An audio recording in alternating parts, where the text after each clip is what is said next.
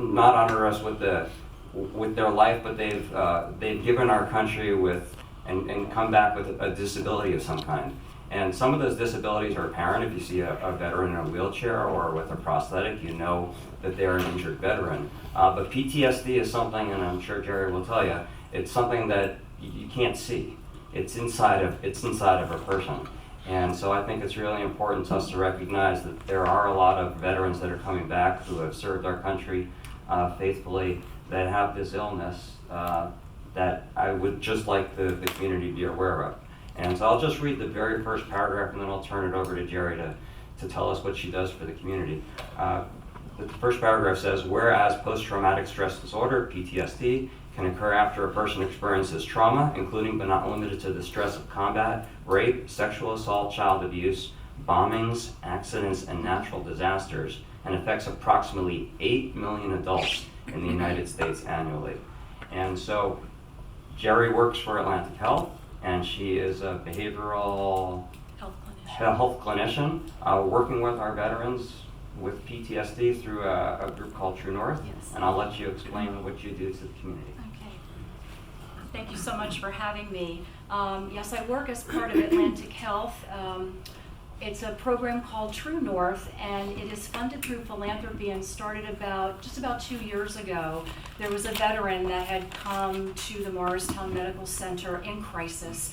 He was thinking about taking his life, and he wanted to be treated at Morristown Medical Center rather than to be transferred down to VA in Lyons.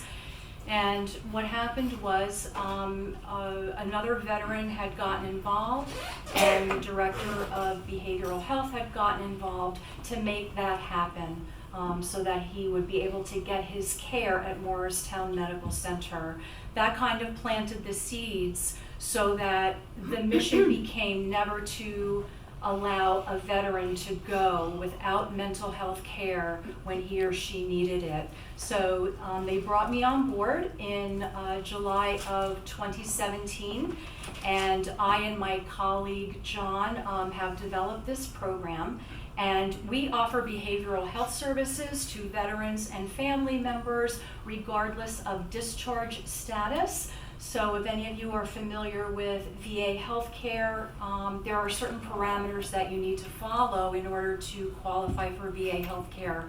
But we help kind of fill that gap because we will see anyone, regardless of what mission they have served, as long as they've put on the uniform and taken the oath, we're happy to see them. And that includes family members, spouses, surviving spouses, partners, siblings, etc. And so we do a lot of community outreach. And one of the things that True North is very intent on doing is to reduce the stigma of PTSD in the community. As was mentioned, PTSD affects about 8 million people. Everyone that experiences or witnesses a traumatic event does not necessarily get PTSD. But the problem becomes that those that exhibit those symptoms, and most common we think of somebody with PTSD is hypervigilant or hyperactive. Sometimes people with PTSD will experience that negative mood. Substance use increases. The likelihood of a suicide attempt increases as well. So we want to decrease the stigma of PTSD in the community, not only with the patients, but for those that live and love others with PTSD. We have so many of our first responders here. They're affected with they can be affected with PTSD as well because they're constantly witnessing traumatic events on a day-to-day basis.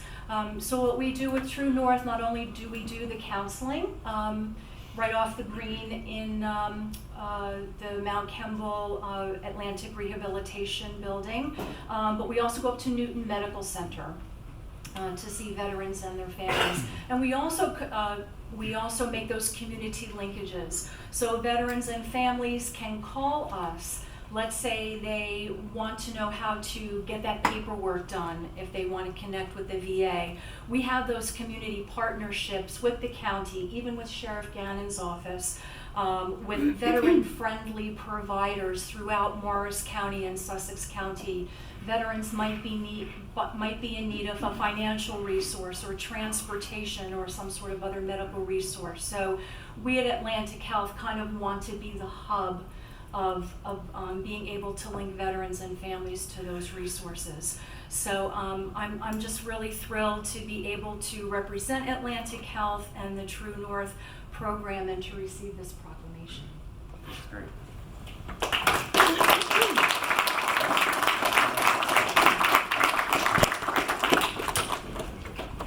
We'll get there.